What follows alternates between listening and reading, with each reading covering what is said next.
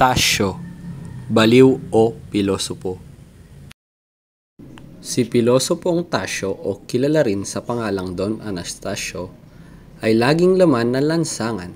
Walang tiyak na direksyon ang kanyang paglalakad.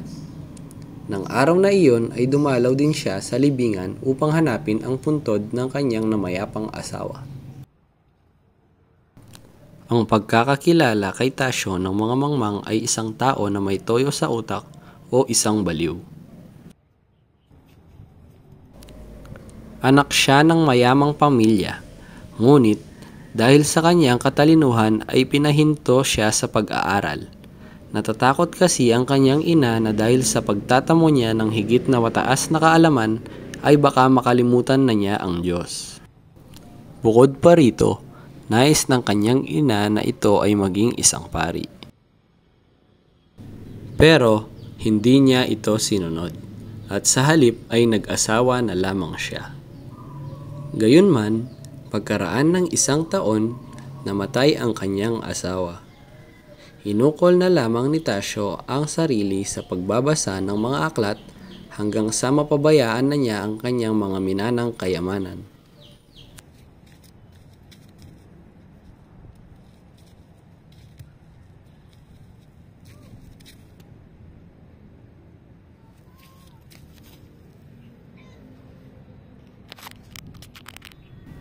Oh, nandyan pala kayo.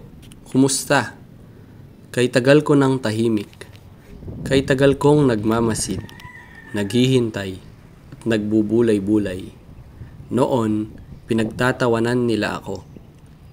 Tinawag akong baliw dahil sa aking mga tanong, sa aking mga babala.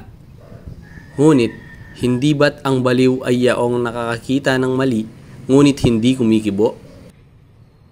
Sa aking panahon, binalaan ko ang aking bayan. Sinabi ko na ang kamangmangan ay siyang tanikala na bumibilanggo sa ating isip. Ngunit ano ang nangyari? Pinili nilang maging bulag. Sinamba ang maling paniniwala, naniwala sa matatamis na kasinungalingan at pinagtawanan ang katotohanan. Bukas ang daan ng karunungan. Ngunit bakit mas pinipili ng marami ang panlilinlang?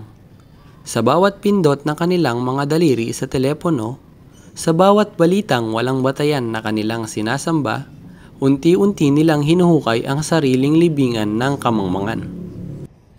Muli silang nagpapaloko sa mga pinunong may matatamis na dila ngunit walang puso para sa bayan.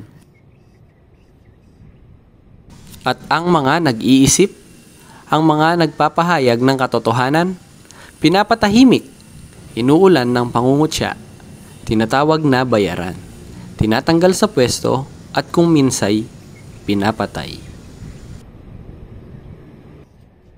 Kay lungkot isipin, ngunit tila walang nagbago. Noon, ang mga pari at mga opisyal ang bumubulag sa bayan gamit ang dasal at latigo. Ngayon, ang kasinungalingan ay may bagong muka. Nakasuot ng makintab na sapatos, may hawak na kamera, at nakangiti sa harap ng bayan. Ngunit hindi pa huli ang lahat. Hanggat may iilang mulat, hanggat may handang manindigan, may pag-asa pa. Ngunit, tanong ko sa inyo, aking mga kababayan, handa ba kayong makinig?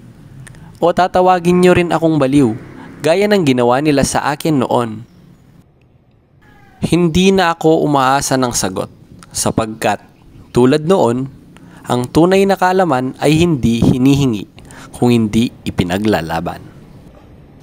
Hindi ako baliw, hindi ako mangmang. Ako ay isang Pilipino na nagmamalasakit sa aking bayan.